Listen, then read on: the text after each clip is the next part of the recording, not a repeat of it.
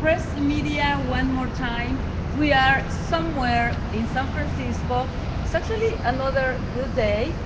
Carla Kachak is here again with us and Raul de la Rosa. Today we have a very important show.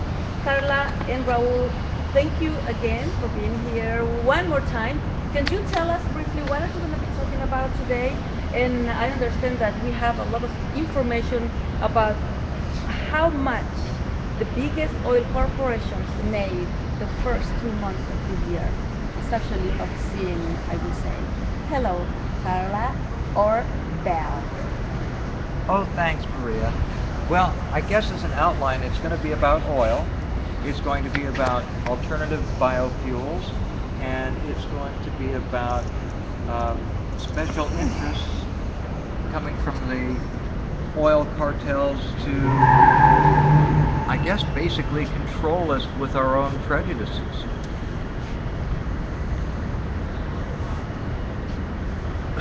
Yes, well, there you have it.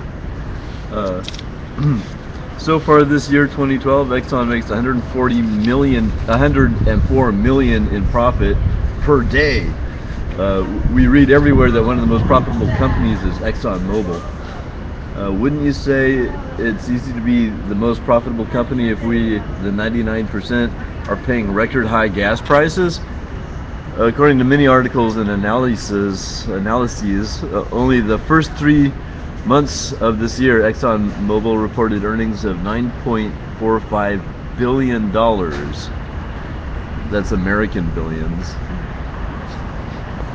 Well, yeah, and when we dovetail into what we're going to be talking about here a little bit later with the American Society for Testing, that'll be meeting here in San Francisco next week. Now, to give you some opening to that, you can only have 5% bio plant material in the diesel fuel allowed through their standards. This puts a real regulatory cap on anybody trying to use pure vegetable oil or alternative fuels that are cleaner. And guess who the big dog, one of them, is on the committee? ExxonMobil. So when they talk about fuel standards, they're talking about petrochemical standards so that they can keep their $9.45 billion and more. All right. Chevron's first quarter profit rose to 6.47 billion from 6.21 billion a year earlier. According to a Richmond Confidential, in an article entitled "A Look at Chevron's Tax Appeal in Richmond and How Refineries Are Valued," and this is property taxes, Chevron has appealed its taxes each year for the past 7 years, but appeals are taken into consideration in 3-year increments. Last July, the appeals board awarded Chevron $18 million for 2004 through 2006. About 400,000 came out of the Richmond city budget. If Chevron is awarded its current appeal for 2007 through 2009, County Supervisor John Joya told Richmond Confidential reporters that the consequences of the appeal would dramatically affect the ability to provide services in the county and Richmond. The city's share of the maximum appeal could total over $9 million. The tax refund would mean cuts to the library, school, fire, and police services, among other departments. Richmond could owe Chevron more than $100 million. Isn't that interesting? That cuts to library, school, fire, and police services. I thought that was a part of the general welfare that we talked about being the state's responsibility, our responsibility as the state. So I think that we're running towards having no more like human rights commissions, but corporate rights commissions, because they're the only ones that can get anything done. And right here in San Francisco, we have a director who was in oil refining and took money from the Koch brothers, who are oil refiners, and they don't care about Islamic rights. They don't care about African American rights. They don't care about aging American rights. They care about Happy World Gay Day, LGBT rights, period. And only for those who are propertied in money. Why? Because they buy more oil. We're stuck down here barely able to put gas in our cars. But they actually get dividends. There you Why go. do we consent to this? Well, why people is happy or maybe not happy going to the gas station and pay $4.50 per gas, and why don't we do anything about it? You know, in America, I think it's actually because we've been sold this dream that you can bootstrap yourself into the 1%, and this is untrue. It's not what you know, excuse me. It's not what you know, it's who you know. It's all insider dealing, it's all nepotistic, it's all corrupt. We are no longer a nation that looks for the best and the brightest.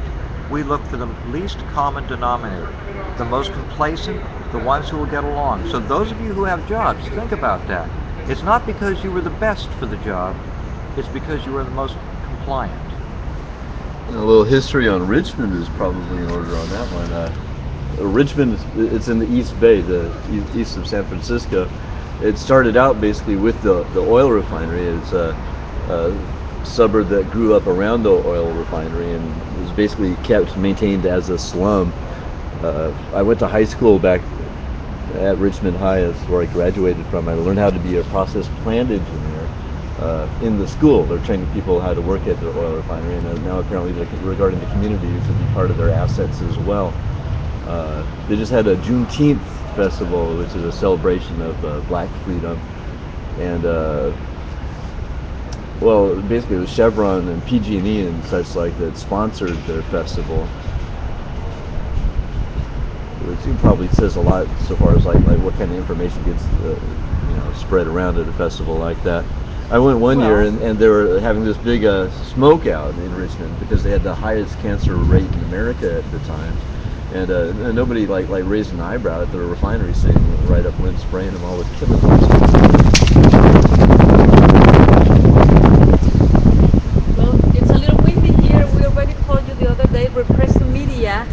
We go everywhere, so we love the birds, the wind, the bells, and everything. There is another article by Michael Hiltit, uh, Belle, and I understand you're going to talk about that because there is another detail in California that many people do not know. What is happening in Richmond, it's really sad actually to make the city pay back some money to one of the biggest corporations, but they don't pay taxes in another way. Belle, can you tell us a little bit about what Michael Helsit said in that article? Well, he brings up a California tax on oil drilling. Why not? At least twice since 1981, Californians have considered proposals to impose a so-called severance tax on oil, a levy on every barrel that drillers take out of the California ground. That's over 30 years. Both times they went down to defeat. Most recently in a $150 million initiative campaign that set a new standard for obscenity in campaign finance. Let's say $150 million against having a tax on oil when they're going to take our police, our fire, our schools, our libraries away. People, wake up. The most recently, that set a new standard. The 2006 defeat of Proposition 87, which would have steered the tax proceeds to alternative fuel programs, preserved California's status as the only one of 22 major oil states to give the industry a free ride. Only one. And we're the third biggest producer in the country. How embarrassing is it for California to be hanging out there alone? Well, not very embarrassing at all, because we have corruption at all levels of government. And in fact, uh, when you look at the corruption, and I'm going to be exposing it every couple of weeks. Right now, I'm after the Human Rights Commission because, in this case, because the LGBT connection with the LSB Toklas Club here in San Francisco shows that one of their directors, who was put on the police commission, was in favor of prosecuting prostitutes. Same one who's now the human rights director and is in favor of prosecuting poor people for sit-lie.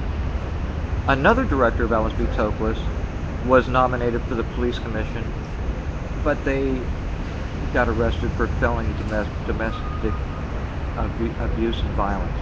I can't even hardly say that. It's like, what's wrong with this picture? If you have only the corrupt people who tell you lies and you go out and do nothing to do the investigation, you accept that because they're young, that they're right, or that they have money and they must have done it right, you've got to wake up and see what's going on. Look at this. We're not even taxing the oil companies. How can we possibly have our schools the way they were when I went to school at the University of California? It was the best school in the world, and I could take any class and as many as I wanted when I started for $83 a quarter. That's less than $300 a year. I could take, and I did take, generally 24 or 25 units, twice the normal load, because it didn't cost any more. And I was determined to get as much as I could out of my education. We are being robbed, and this is the same way that they rob every third world country. America, your empire peaked. You're a third world country in the making. From January to March 2012, another corporation, ConocoPhillips, another big dog at the alternative fuels meeting this week, reported net income of $2.94 billion. A year earlier, the company earned $3.03 billion. Many articles that appeared in the months of April and May this year mentioned the losses of ConocoPhillips, since when $2.94 billion in earning has become a loss. Yes, since when? That. It doesn't make any sense to me. I don't know when it's become a loss. It's the way that the corporations can take things off of their taxes. It's the way that they can defer anything that they've got in the ground, that they get depletion allowances because the oil is a finite resource. And so this alternative fuels issue is so important to all of us. We are subsidizing. It's like having the oil. Okay, let's look at it this way. The oil companies are like leeches, and we've got them all over our body, just sucking it dry. We can't replace the blood very fast, and we're dying. Alternative fuels is the equivalent to taking the leeches off, because it's renewable. It's the oils of corn, of soy, of anything else, hemp, and we can regrow it. And in places of the world, it can grow several crops in a year. The oil does not replenish itself very easily. That's kind of interesting. I've done a little bit of looking into where oil comes from, and it's pretty popularly taught in our schools that it's a petrochemical, a fossil fuel. But there's a lot of evidence to suggest that bacteria actively create it in the present. So far as there's some pretty valid information on that. One guy did a test where he drilled deep into the earth and found bacteria deep down there that were producing some kind of oily sludge. So when it comes to oil companies and schools, you can pretty much guarantee that they just like teach people what they want people to think. Yeah, exactly. That's pretty complete there. That's an entire loop. And what do you think? Like, we know that Berkeley, at the university in Berkeley, Chevron has been helping a lot to build some big house for students to study how to preserve our planet. Do we trust these corporations when they send the teachers to teach us, by the way, how to preserve our planet, and they call it green education? What that means, Belle? I can't possibly even begin to have any trust in the educational system, because my own life I found that they will not accept science that is factual. They will accept and use pseudoscience, and I'll take it out of my personal story and say that the climate change. You know that people say there is no climate change, and yet, if you look at everything, how can you deny it? And the simplest way I can think of convincing anybody listening to this who still says climate change, it's getting cooler.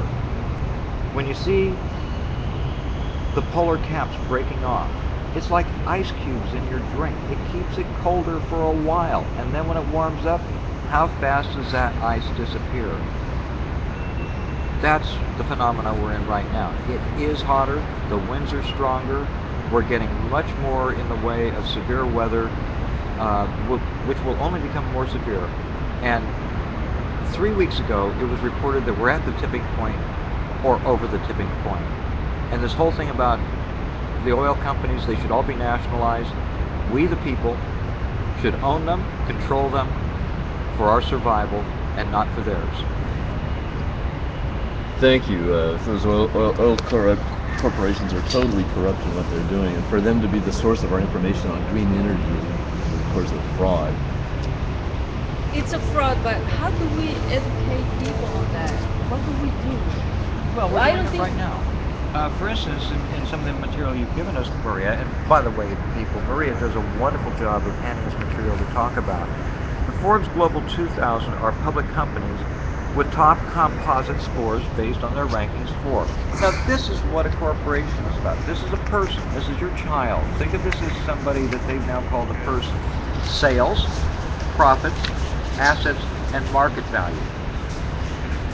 And watch that child become a little wild animal in the woods, tearing everything up and biting you. That's what they're about. Sales, profits, assets, and market value. In our 9th annual ranking, ExxonMobil is in the top spot for the first time. There were probably 2 or 3 before, so they make a big deal about them making number 1, but that goes back and forth. And each of the big oil companies takes their turn with the revolving door of, oh, who gets the award this week or this year? They go back and forth in order to mesmerize you into thinking that they're all good and that it's not a rigged game. JP Morgan Chase is number 2 as the most profitable bank. General Electric is number 3. We remember General Electric from back in World War II. They made concentration camps for Jews, the showers. And Royal Dutch Shell is number 4. We learned back in April of this year that oil giant Royal Dutch Shell revealed that its profits rose almost 50% during the first 3 months of the year 2012 as it joined rival BP in benefiting from higher oil prices. The Anglo-Dutch firm reported earnings of 4.9 billion for the first 3 months of the year, just one day after BP posted profits of $5.6 billion for the same period. Well, if you don't have to pay for spills, and you blame it on the American people, and it's their fault because we didn't ask enough questions, and so we get to pay for it, it sounds like a good deal. You can make lots of profits if you don't have to be responsible. How would you like it if you could go around burning houses of your neighbors, the ones you didn't like particularly, and then there were no consequences? It was their fault for not stopping the fire, or not making it fireproof, or not being home, or being propagandized? You know, that's actually a large part of the problem is people will allow themselves to be blamed when the finger's pointed at them by the people who are to blame. The people are too responsible. Too responsible. That's what the problem is. A large part of it. Yeah, they're like, oh, that's our fault because we allowed this to happen, rather than like pointing their finger at the guys who are doing it that they allowed to do it. Okay, so Belle, we would like you to, if you can talk a little bit more about this person from the what we call actually the Corporate Rights Commission, Mrs. Or Miss Sparks, because um, we noticed that one of the qualifications that she has, and they actually said it with like a proud, one of her qualifications is oil refiner.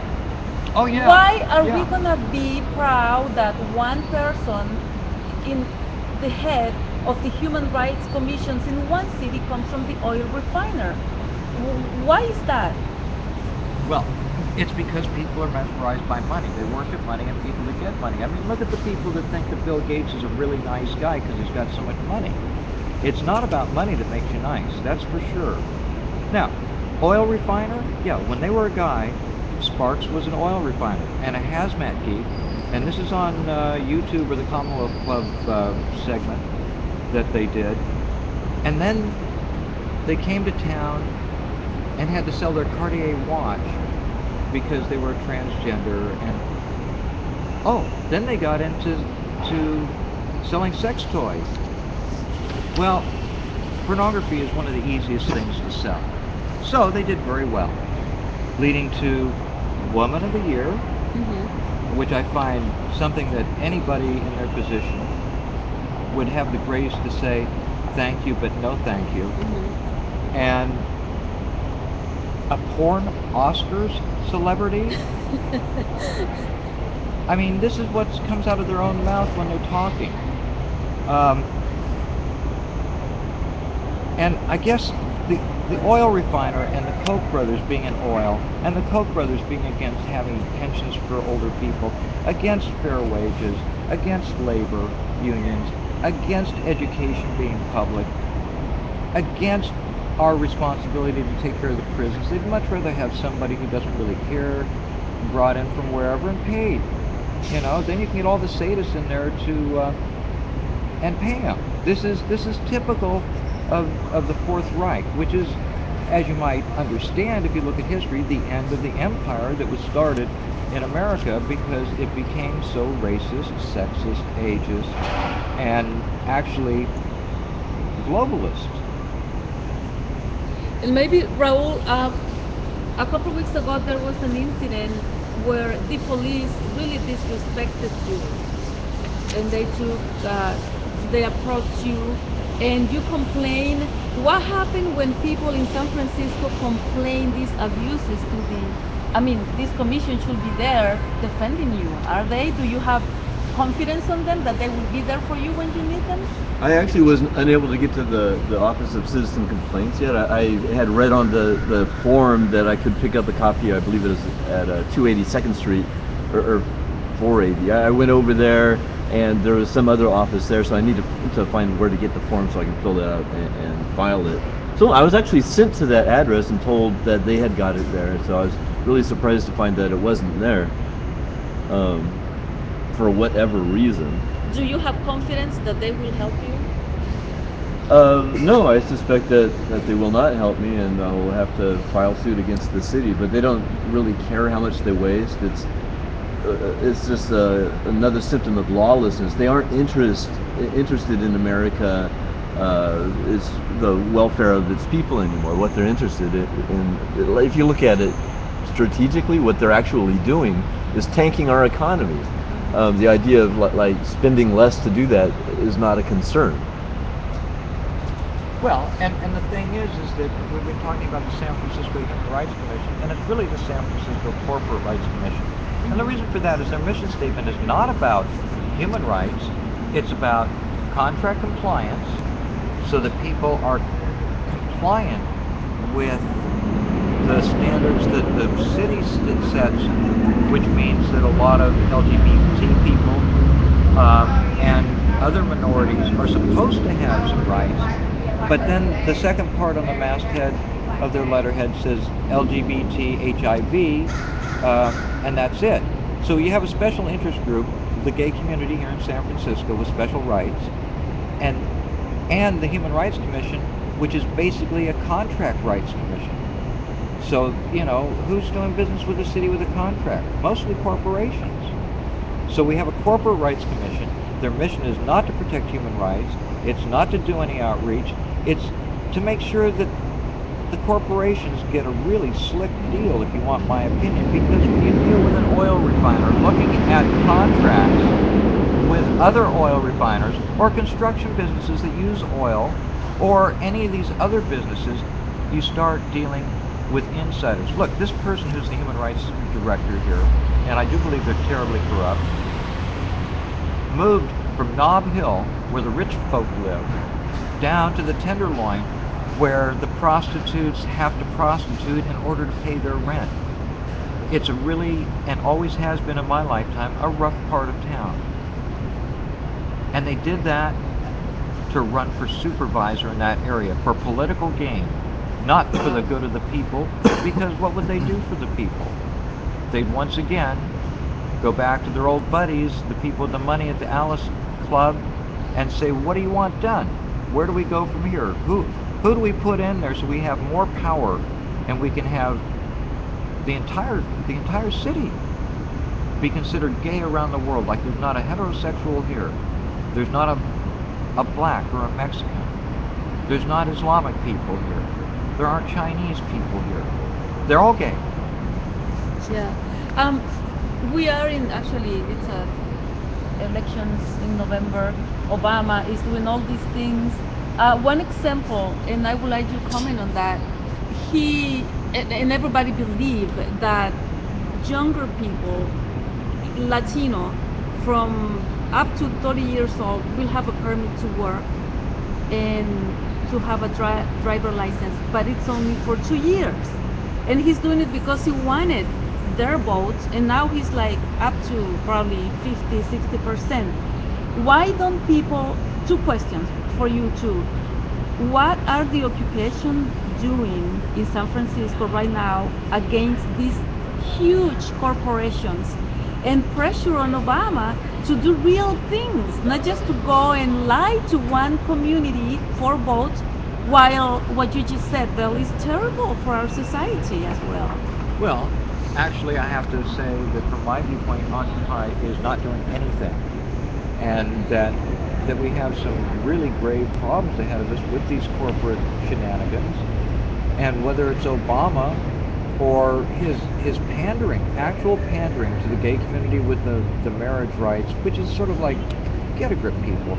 You could form a corporation, a trust, a foundation, and have all the rights and pay for them yourselves, because it's not the average person out there. It's the person in Hollywood with the money that wants to play. They want to pretend, just like the transgender movement wants to pretend. Everything is pretending. Okay, Yeah. now on to the next one with Obama. What did he do next? You brought up, Maria, that he said anybody under 30. I'm from the time period where you said don't trust anybody over 30, and I didn't go along with that because I knew the original hippies and beatniks, and they were all very well educated, and they were all over 30 for the most part. There were a few who were 27 or so, but most of them were right up there and getting over 30 pretty quickly. So he's once again pandering to the youth with this over 30. What about those who are 31? I mean, really,